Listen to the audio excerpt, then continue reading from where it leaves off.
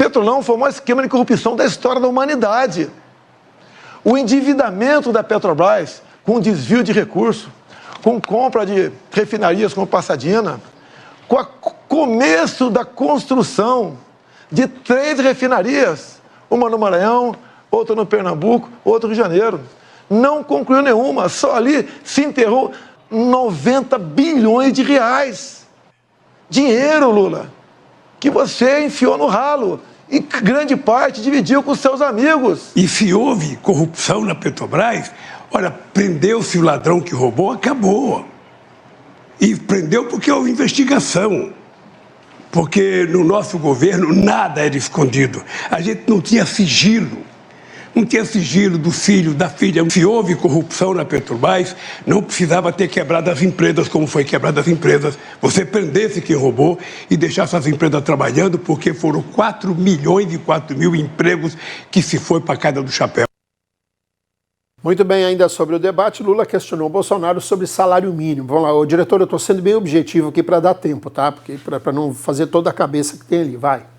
Ô, Bolsonaro, eu gostaria de que você, quando viesse aqui na Câmara, você explicasse por que faz 4 anos que você não dá um aumento real para o salário mínimo. Lula, quando você fala em Petrolão, não se esqueça, o ministro Joaquim Barbosa, quando proferiu seu voto, mandando para a cadeia vários seus colegas, ele foi bem claro. O único que não pegou o dinheiro na Petrobras foi o senhor Jair Bolsonaro. Dá até uma gaguejada. Há uma diferença enorme entre cuidar da economia com uma pessoa como eu e o Paulo Guedes e você. E para falar economia, prezado Lula, quem vai ser seu ministro da economia? Já decidiu? Ou está barganhando ainda com algum partido político? Quem vai ser seu ministro da economia, Lula? Fala para a gente aqui. Uma coisa, eu falei do meu governo, o governo mais exitoso da história do Brasil. Um governo que tirou 36 milhões de pessoas da miséria absoluta. Um governo que colocou 42 milhões do povo brasileiro a um padrão de consumo de classe média. Muito bem, Zezinho, sua vez. Olha, quando entrou... Essa pergunta foi uma pergunta que foi feita pela política de preços, né, da Petrobras, do combustível, coisa que todos os dois fugiram da pauta combustível, todos os dois escorregaram da pauta econômica, nenhum dos dois aprofundou. Agora, eu concordo ali com aquela exposição que Lula fez no debate, com a questão... se mataram, na verdade, as empresas e os empregos. Ali tinha que ser preservado. A Lava Jato causou mais dano no Brasil, mais dano quando você poderia penalizar, prender os culpados, mas não pegar os empregos. Ali ele tem toda a razão. Mas quanto à questão que o juiz não gosta, da questão da Petrobras, ali que a Dilma quebrou a Petrobras, saqueou a Petrobras, a Dilma deixou um rombo de 180 bilhões para ganhar as eleições, todos sabemos.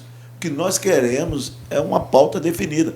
Quanto à outra questão da pauta, eu vejo assim, que todos dois foi escorregadio, todos dois fugiram de temas importantes. Então, nós vimos que todos dois saíram bem no debate, que foi escorregou. Mas vai ter mais debates e a gente vai comentar mais. Eu sei que não dá mais para comentar, que eu já estourei meu tempo. Vamos lá, 1 minuto, Ramon. Na verdade, a questão da Petrobras, o Zezinho ele tem uma fixação na Dilma. Ele disse que ela roubou, quebrou o Brasil, e Dilma não tem um processo contra ela. E Dilma, quando saiu, tinham 365 bilhões de reservas cambiais que sustentam o país até hoje. Então, o Zezinho tem uma fixação meio neurótica com a Dilma, deve ter foto dela espalhada por tudo que é lugar da casa.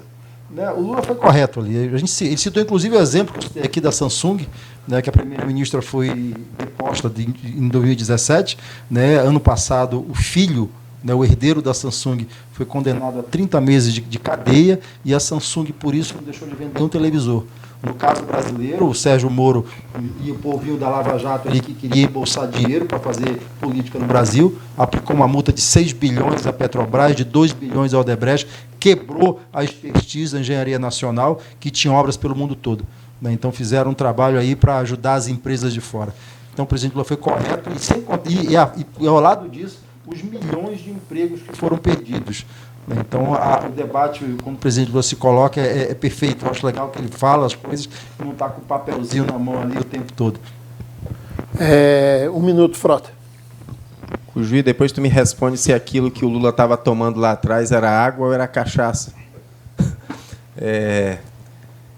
Tema corrupção. Quando fala corrupção para o Lula, chega ele ficar todo amedrontado, né? Porque o governo dele foi a corrupção. Eu não vi ele amedrontado ali não, Ricardo, tu viu? Ele ficava nervoso. Você viu ele amedrontado na resposta? Em Petrobras, ele ficava suando. Ele ia lá pegar, beber a água dele, ou a cachaça, não sei o que tinha dentro daquele copo, ia lá e voltava ali. Ele estava meio suando.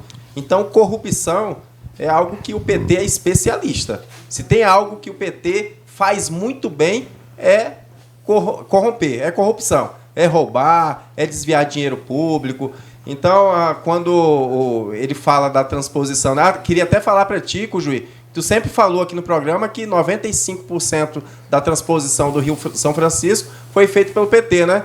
Então, acho que o Lula é mentiroso, que ontem ele falou que foi 88%. 88%, nunca falei 50%, falou, 88%.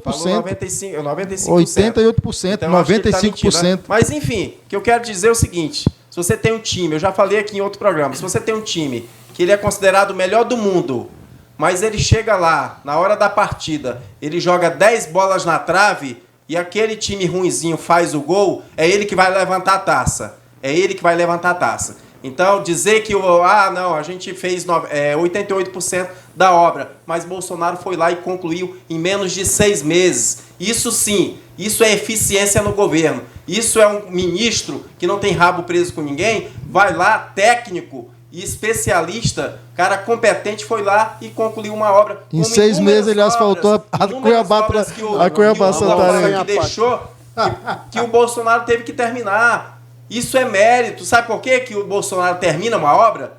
Porque não tem erro de execução, aqueles famosos erros de projeto. E a ponte que caiu no Piauí. Você vai comer mais dinheiro, né? Porque uma obra como a transposição de São Francisco, que custou... E a ponte do Piauí que caiu? Tu sabia, Juiz, que aquela obra custou... Não, eu quero saber da ponte do Piauí que caiu esses dias. Terminada, entendeu? E mesmo assim não terminaram 15 por causa do segundos, desvio. Não só desvio da transposição do São Francisco, dos Correios. Os funcionários do Correio até hoje estão pagando, sabia? Pelo fundo de pensão, o desvio do PT até hoje está sendo descontado no contra-cheque. Então, quando fala em corrupção, ontem realmente o Lula ficou desestabilizado, porque é um assunto que ele não gosta. Muito bem, deu o seu tempo, Frota. 1 minuto e meio, o Herbert. Esse desespero do Alexandre Frota é compreensível. Do Alexandre Frota? Você está mais para Alexandre Frota. Também está desesperado, porque ele não foi reeleito. Realmente, faz sentido. Ricardo Frota. Sabe por quê? Eu olhei essa sua correntinha no pescoço e eu lembrei do Alexandre Frota. Mas tá... Pois é, Ricardo. 1 minuto Frota. e meio, Herbert. Mas vamos lá. É Frota, né? Frota de todo jeito, então é Frota. Então vamos lá, Ricardo Frota. Esse desespero da sua fala, você tem que lembrar, primeiro, que o presidente Jair Bolsonaro tem a mão grande na Polícia Federal. Toda vez que surge uma grande investigação, ele afasta os delegados. Já isso não acontecia no governo Lula. No governo Lula, a Polícia Federal teve autonomia, o Ministério Público teve autonomia, inclusive o presidente Lula respeitava a lista tríplice. Você esquece disso. Com relação ao Petrolão, tinha que investigar mesmo, tinha que punir. E os ministros envolvidos e os integrantes do governo, do PT envolvido em corrupção, todos foram afastados do governo. Diferente de hoje, que a sustentação do governo Bolsonaro são aqueles no passado que foram todos condenados ou que têm uma mancha suja de corrupção. O exemplo, né, do Roberto Jefferson. Você quer mais podre do que isso? Você quer mais podre do General Heleno cantar a música do Centrão? E hoje a base de sustentação do governo é o Centrão e é Valdemar da Costa Neto. Onde é que está sua memória, rapaz? Você é tão novo, tão jovem, bonito aí, cheio de energia, bombado, igual Alexandre Frota, até o sobrenome é o mesmo.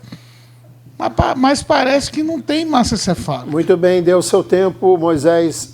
1 minuto e meio, por favor. Bem, pessoal, vamos lá. a Lava Jato deu um recado para as empresas. Diferentemente do Zezinho, eu discordo dele, porque a Lava Jato deu um recado.